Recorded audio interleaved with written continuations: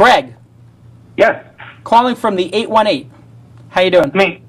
I'm good. How are you? Good. You have a question for us on This Week in Startups? Sure, I do. So I recently graduated college, and I was fortunate enough to get a student ticket to last year's TechCrunch 50 event. Great. How was it? So it was amazing. I mean, between the panels and the startups who presented, I learned a lot about the startup that I plan to launch when I graduate. Great. And it was great. So my question is, as a bootstrapping startup, there's lots of these events that I really enjoy, and they're thousands of dollars. Yes. I could easily spend $50,000 on travel expenses and tickets for my partner and I. Right. So I want to know if you had any tricks or ideas as to how you can get involved in these events. Sure. Besides, obviously presenting, which in some cases you have to pay for as well. Yeah. Just some good ways to get involved in these events. This is a great question. Hacking the conferences when you're an outsider, how to become an insider. Sure. Great question. I'll give you a couple points because I was an outsider and back in the day, in the 90s, when I was in the internet space. Didn't get invited to TED, couldn't get into these big events. And the way I went about it was two things. One, there were events that were free or low cost, like special interest groups, and you can find those online. And if you go on TechCrunch or Mashable, you'll find out about local events. There's meetup.com. And there's a whole bunch of smaller events, 30-person events, 50-person events, 100-person events, where people are talking about very specific things, whether it's databases or whatever. Go to those. Those are valuable. You'll meet sort of the street-level people who are actually building stuff and doing work in the internet space.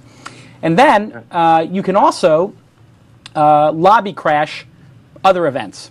So this is something that's a pretty big tradition. I'm torn on it because I'm a conference producer, but people do go to major events and just hang out in the lobby. So, for example, at the D conference, if you wanted to go to the D conference that the Wall Street Journal does, you could actually hang out in the lobby at the bar and just meet people. I don't know if I advise doing that because you might get looked at as, a crasher, but a lot of people do that. Get in touch with the people who run the event. Ask if you could volunteer. Have a skill that they might like. And just say to them, hey, is there any way I could volunteer at the front desk?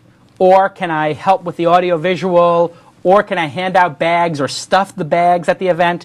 I really want to come. Show an interest. Tell them why you want to come. Ask them if they'll let you volunteer for, one day and come for the second day, or volunteer in the mornings and come in the afternoons.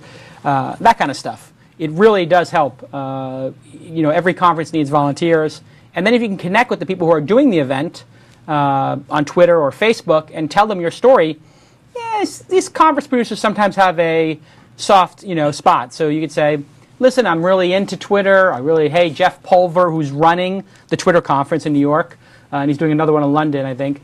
You say, hey, listen, I really love Twitter. I'm just graduated. You say, any way I can join you for the event, I'll do anything. I'll carry your bag. I'll take pictures for you. You can own the rights to the photos. Just, basically beg and offer any service you can to get in, and it might happen. Sure. Yeah, that's my advice. It seems sort of counterintuitive because they have these awesome panels on how to raise money and how to fund a startup, and then they're charging thousands of dollars. So it's difficult, but that's good advice. You have to also realize, it sounds like it's very exclusionary and stuff like that. And listen, hey, TechCrunch has a $1,000 early bird price, then it goes to $1,500, and then I think to $2,000 or something like that. It's not cheap to throw events. I'll be honest. Sure. It costs hundreds of thousands of dollars and millions of dollars to throw these events in some cases.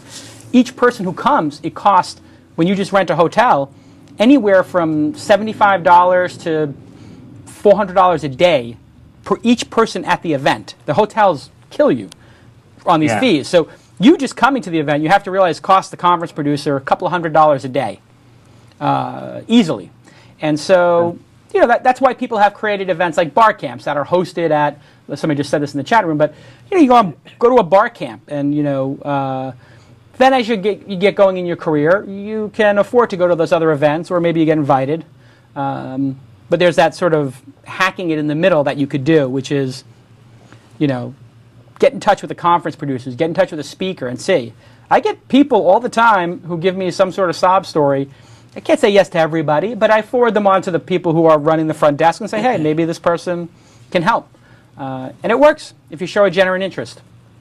Sure. Awesome. Well, great, thank you. It's great talking to you. And how long have you been listening to the show? I think I started the second episode, but I caught up real quick. So awesome. What do you like about the show? Is there any particular segment of the show that's your favorite? Sure, it's good to hear the questions from fellow founders who are going through a lot of the same things. Right. That's the best part. Awesome. And I watch on my Apple TV. I kick back with a cold beer and watch on my couch. So Apple TV. Very nice. Yeah, Very there you nice. go. Awesome. All right. Well, great talking to you, and keep listening. And what are you doing September 14th and 15th? Nothing. Can you be in San Francisco at that time? I absolutely can. I'd love to. Tyler, can we get him a ticket? And he can Twitter that Twist is the greatest show ever. You got a ticket to TechCrunch 50. Everybody should go to TechCrunch 50. Definitely. All right. Thank you, Jason. Great talking to you. Cheers. Bye.